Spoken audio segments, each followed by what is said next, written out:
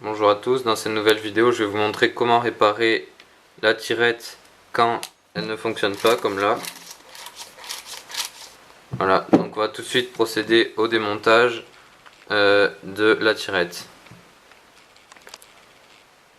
Alors avec un tournevis comme celui-ci, on va commencer par démonter les 4 vis qui tiennent le lanceur.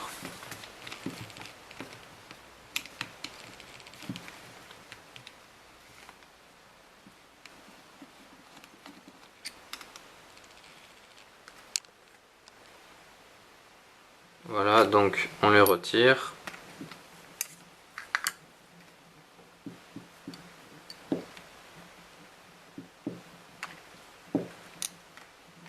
La dernière. Et on enlève le lanceur.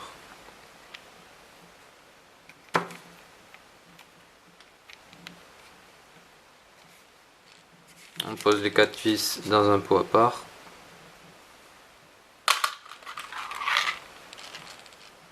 Et on pose le moteur. Donc on remarque le lanceur et cette pièce qui est la roue libre.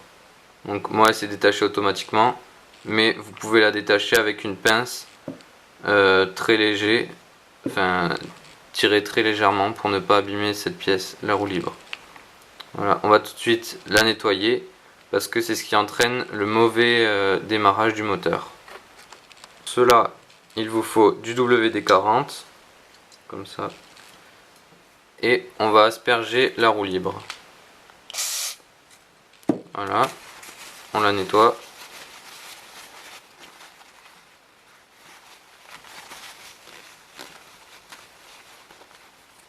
On utilise aussi des cotons-tiges et on vient récurer l'intérieur de la roue libre. Comme ceci.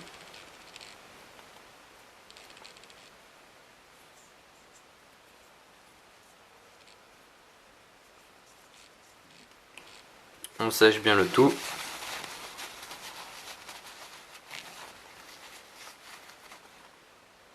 Et on en profite pour le faire sur le lanceur. Alors attention à pas tirer trop sur le lanceur pour pas que le ressort s'enlève. Voilà, donc on peut voir quand même pas mal de crasse.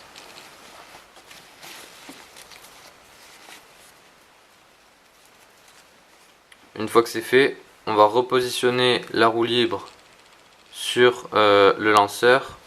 Mais attention, il y a un sens, donc veuillez à bien le respecter. Donc il faut que quand on la mette,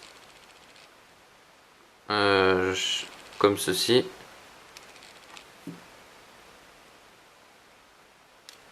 pardon, il faut que ça tire quand on veut tirer, faut que ça force. Voilà, donc je peux pas tourner à droite. Voilà.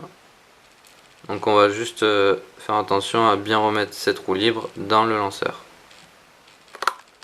On la met bien comme ceci. Voilà. Et on remonte le lanceur sur le moteur. Alors juste avant, on va quand même nettoyer un petit peu tout le tour avec du sopalin.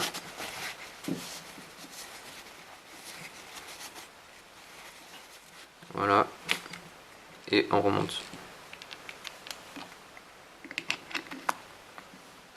Voilà. Il ne reste plus qu'à visser les 4 vis. Voilà, donc à l'aide du tournevis, on vient serrer les vis.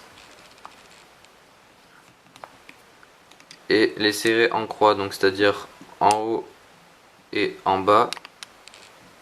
Ici.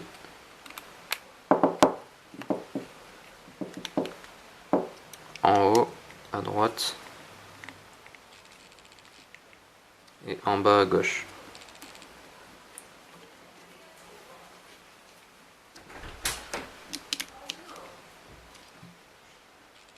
On vient bien serrer.